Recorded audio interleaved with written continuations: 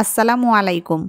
অনেক সময় বাড়িতে মেহমান এলে চটজলদি কিছু মিষ্টি বানাতে হয়, অথবা মাঝে মাঝে বাড়িতে মিষ্টি কিছু বানিয়ে খেতে ইচ্ছে করে।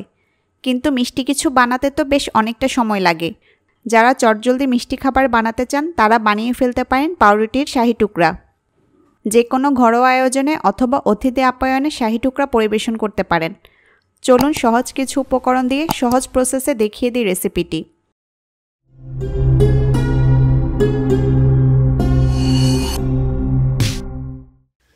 শাহি টুকরা তৈরিতে প্রথমে আমি মালাই তৈরি করব। সেজন্য একটা মিশ্রণ তৈরি করে নিচ্ছি। একটি বাটিতে দিয়ে দিচ্ছি 1 টেবিল চামচ কাস্টার্ড পাউডার, সাথে দিচ্ছি হাফ কাপ স্বাভাবিক তাপমাত্রার তরল দুধ। দুধ দিয়ে কাস্টার্ড পাউডারের সাথে দুধ ভালো করে মিশিয়ে নিব। ফ্রুটস কাস্টার্ডের একটা রেসিপি আমার চ্যানেলে দেওয়া আছে, লিঙ্কটা উপরের আই বাটন ও নিচের ডেসক্রিপশন বক্সে পাবেন। মিশিয়ে নেওয়া হয়ে গেছে, এখন এটা একপাশে রেখে দিচ্ছি। এবার চুলায় একটা প্যান বসিয়ে দিয়েছি।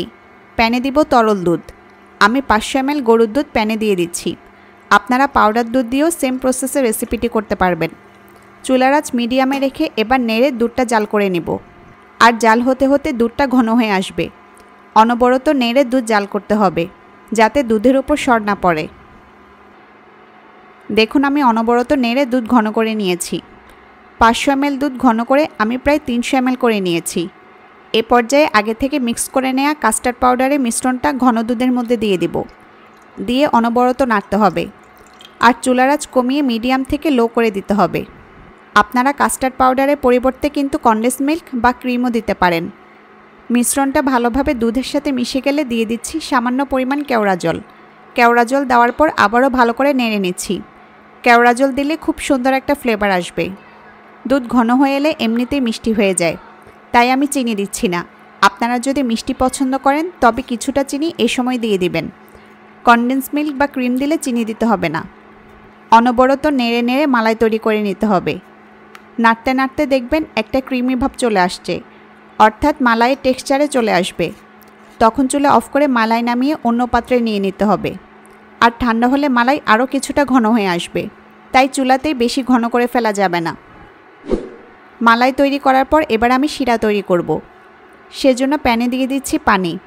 300 ml পানি প্যানে দিয়ে দিলাম। চুলার আঁচ হাইতেই আছে। পানিতে দিব চিনি। আমি 1/3 কাপ চিনি দিয়ে দিলাম। সাথে দিচ্ছি 2টা এলাচ। এলাচ একটু চিড়ে দিয়েছি। আপনারা চাইলে এলাচ গুঁড়াও দিতে পারবেন। এবার নেড়ে চিনি পুরোপুরি গলিয়ে নিব। আর চিনির পরিমাণটা আপনারা আপনাদের টেস্ট অনুযায়ী কমিয়ে বা বাড়িয়ে দিতে পারবেন, যে যেমন মিষ্টি পছন্দ করেন।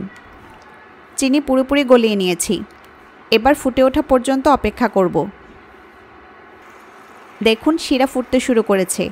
আর এভাবে আমি 2 মিনিট শিরাটা জাল করে নেব। 2 মিনিট জাল করে শিরা চুলা থেকে নামিয়ে নেব।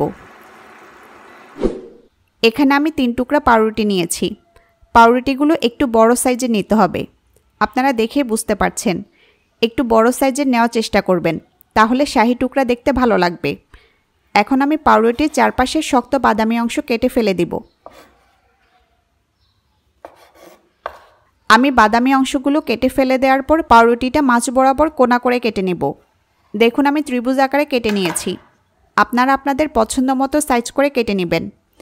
এভাবে আমি বাকি 2 পিস পাউরুটিও কেটে নেব। চুলায় আবারও আরেকটা প্যান বসিয়ে দিয়েছি। চুলার আঁচ মিডিয়ামে আছে। প্যানে দিয়ে দিচ্ছি সামান্য পরিমাণ ঘি, 1 চা চামচের মতো হবে। নেড়ে ঘি গলিয়ে নিচ্ছি। ঘি গলে এলে দিব বাদাম।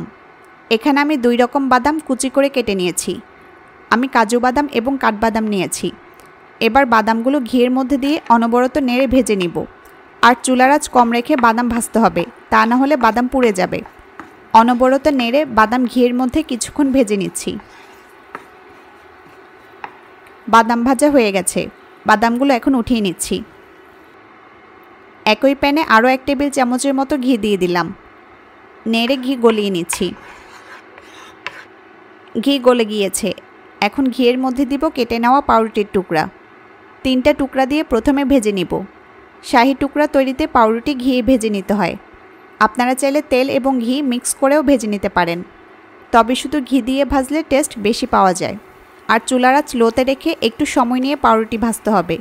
চুলার আঁচ বেশি রাখলে পাউরুটির টুকরাগুলো তাড়াতাড়ি পুড়ে যাবে। এভাবে উল্টে পাল্টে পাউরুটির টুকরাগুলো সোনালি করে ভেজে নিব। দেখুন আমি উল্টে পাল্টে পাউরুটির টুকরাগুলো সোনালি করে ভেজে নিয়েছি। এবার আমি এগুলো উঠিয়ে নেব। দেখুন কালারটা ঠিক এমন হবে।